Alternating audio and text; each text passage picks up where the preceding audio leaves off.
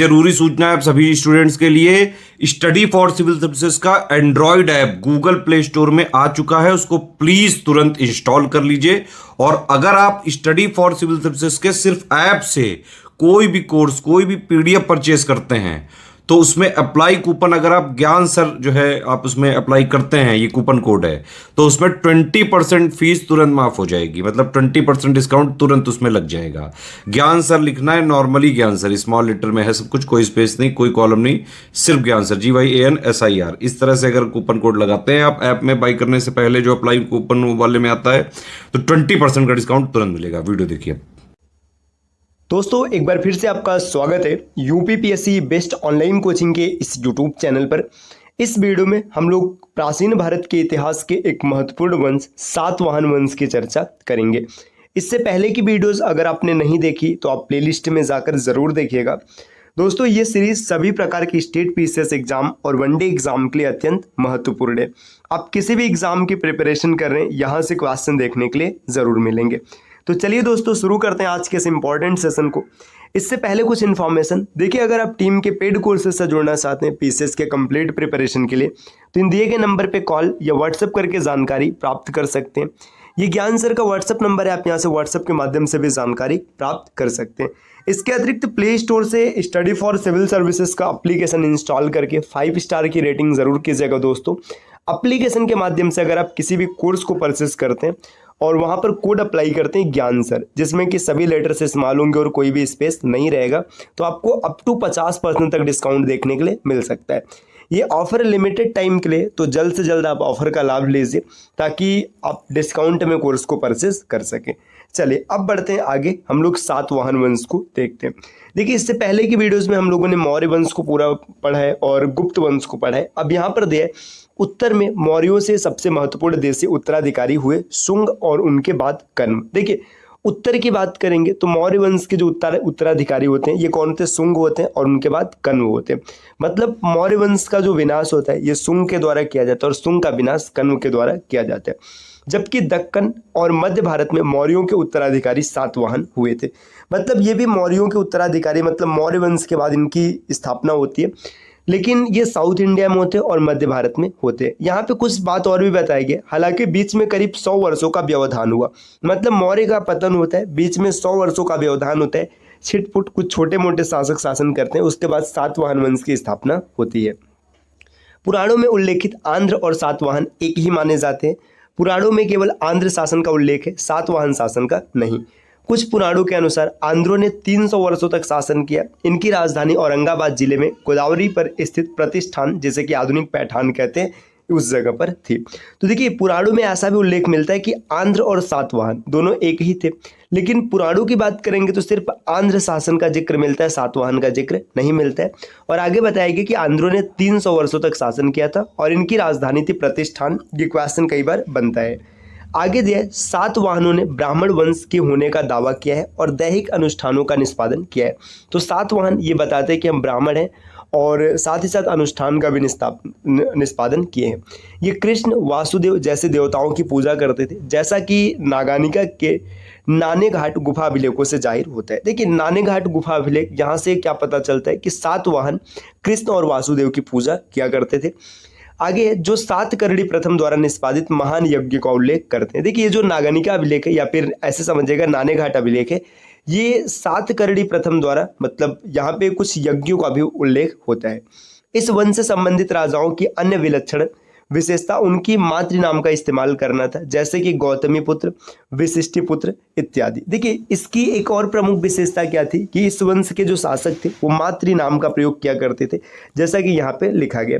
हालांकि वे किसी भी तरह से मातृवंशी या मातृसत्तात्मक नहीं थे, नाम का प्रयोग करते थे लेकिन मातृवंशी या मातृसत्तात्मक नहीं थे। आगे दिया सातवाहनों ने दक्षिणापथपति, मतलब दक्षिण पथ का स्वामी, ऐसी पदवी धारण की थी। तो ये प्रश्न कई बार बनता है कि दक्षिण पथ का स्वामी या दक्षिणापथपति किसे कहते हैं? तो सातवाहन को कहते हैं। आगे दिया है सातवाहन इतिहास में ब्राह्मणों और बौद्ध भिक्षुओं को भूमि के शाही अनुदान देने की प्रथा शुरू करने के लिए भी जाना जाता है, जिसमें कर छूट से जुड़े लोग भी शामिल होते हैं। तो सातवाहनों ने क्या किया कि ब्राह्मणों और बौद्ध भिक्षुओं को भूमि के शाही अनुदान देने की प्रथा शुरू की है। अब यहाँ पर जानकारी है सिमुक के बारे में। सिमुक ये सातवाहन वंश का प्रथम शासक होता है। यहाँ पर दिया भी है सातवाहन वंश का संस्थापक सिमुक था। ये संस्थापक वाले बिंदु जरूर याद रखिएगा, ये क्वेश्चन सीधा सीधा पेपर में बनता है, किस वंश की स्थापना किसने की थी। तो सातवाहन वंश की स्थापना सिमुक करता है। सिमुक को शुंग और कण्व शक्ति का नायक कहा गया है। पुराणों में इसे आंध्र वृत्त और आंध्र जाति भी कहा गया है। नागनिका के नानाघाट अभिलेख में उसका चित्र बना है। तो देखिए सिमुक का चित्र कहाँ से मिलता है, नानाघाट अभिलेख से देखने के लिए मिलता है। और आगे दिया गौतमी पुत्र सतकर्णी। देखिए जो गौतमी पुत्र सतकर्णी या सातकर्णी इसको बोल लीजिएगा, ये सबसे प्रमुख सातवाहन वंश का शासक होता है। गौतमी पुत्र सातकर्णी सातवाहन वंश का महानतम शासक था। इसने अपने को एकमात्र ब्राह्मण कहा है, इसने शकों को हराया है और अनेक क्षत्रियों शासकों का नाश किया है। तो ये खुद को एकमात्र ब्राह्मण कहता है, इसने क्षत्रियों को हराया और क्षत्रियों का विनाश किया है। उसका दावा है कि उसने छहरात वंश का नाश किया क्योंकि उसका शत्रु नहपान इसी वंश का था। देखिए नहपान ये छहरात वंश का था, इसी वजह से सातकर्णी ने इनका विनाश किया है। उसका यह दावा सही है क्योंकि नहपान के जो 8000 से अधिक चांदी के सिक्के नासिक के पास से मिले हैं, उन पर सातवाहन राजा द्वारा फिर से ढलाए जाने के चिन्ह हैं। देखिए 8000 सिक्के मिले है ना, इसमें ये प्रमाणित होता है कि इसने सच में विनाश किया है। गौतमी पुत्र सातकर्णी ने राजा और महाराजा की पदवी ग्रहण की। रुद्रदामन प्रथम के जूनागढ़ अभिलेख से स्पष्ट है कि अपने शासन के अंतिम दौर में गौतमी पुत्र सातकर्णी ने पश्चिमी भारत के शक क्षत्रपों के कर्दमक वंश के हाथों संभवतः कुछ विदित छरहता क्षेत्रों को खो दिया था। देखिए यहाँ पे ये बताया जा रहा है कि अंतिम में, मतलब जब इसका अंत समय चल रहा होता है तो कुछ जगह पर ये हार भी जाता है। आगे दिया गौतमी पुत्र के उत्तराधिकारियों ने 220 ईस्वी तक राज्य किया। इसके प्रत्यक्ष उत्तराधिकारी वशिष्ठी पुत्र पुलुमावी जिनका कि शासन 130 ईस्वी से 154 ईस्वी तक होता है ना, कि सिक्के और अभिलेख आंध्र में पाए जाते हैं। तो देखिए गौतमी पुत्र सातकर्णी के जो उत्तराधिकारी होते हैं ये वशिष्ठी पुत्र पुलुमावी होते हैं। आगे दिया यह क्षेत्र दूसरी सदी के मध्य तक सातवाहन राज्य का अंग बन चुका था। जूनागढ़ अभिलेख के अनुसार पुलुवामी ने रुद्रदामन प्रथम की पुत्री से विवाह किया था। वशिष्ठी पुत्र पुलुवामी एकमात्र सातवाहन शासक है जिसका आंध्र प्रदेश के अमरावती से लेख मिलता है। तो देखिए आंध्र प्रदेश के अमरावती से लेख मिलता है सिर्फ और सिर्फ किसका, ये पुलुवामी का मिलता है, इसे भी याद रखिएगा। आगे दिए शकों ने कोंकण समुद्र तट और मालवा तट पर अधिकार करने के लिए सातवाहनों के साथ पुनः संघर्ष छेड़ दिया था। देखिए शक क्या करते हैं, ये कोंकण तट को प्राप्त करने के लिए सातवाहनों से युद्ध करते हैं। फिर आगे दिया सौराष्ट्र काठियावाड़ के शक शासक रुद्रदामन प्रथम ने सातवाहनों को 2 बार हराया था। तो ये भी बिंदु याद रखिएगा कि जो रुद्रदामन प्रथम है ये शक शासक है, इसने सातवाहनों को 2 बार हराया, मगर वैवाहिक संबंध के कारण उसका नाश नहीं किया। मतलब वैवाहिक संबंध था, इस वजह से उनका नाश नहीं किया। बाद में एक राजा यज्ञश्री सातकर्णी ने उत्तर कोंकण और मालवा के शकों को वापस ले लिया। मतलब ये शकों को हरा देते और फिर इनसे वापस ले लेते। इनका नाम होता है यज्ञश्री सातकर्णी। वह व्यापार और जल यात्रा का प्रेमी था। उसके सिक्के न केवल आंध्र प्रदेश बल्कि महाराष्ट्र, मध्य प्रदेश और गुजरात में भी पाए जाते हैं। आगे दिया इन सिक्कों पर जहाज का चित्र, जल यात्रा और समुद्री व्यापार के प्रति उसका प्रेम का द्योतक है। मतलब ये सब चीजें देखने के लिए मिलती है। आगे दिया सातवाहन वंश से संबंधित कुछ महत्वपूर्ण तथ्य, ये क्वेश्चन बनते हैं पेपर में। सातवाहन काल में दक्कन की भौतिक संस्कृति में स्थानीय उपादान और उत्तर में वैशिष्ट दोनों का मिश्रण मिलता है।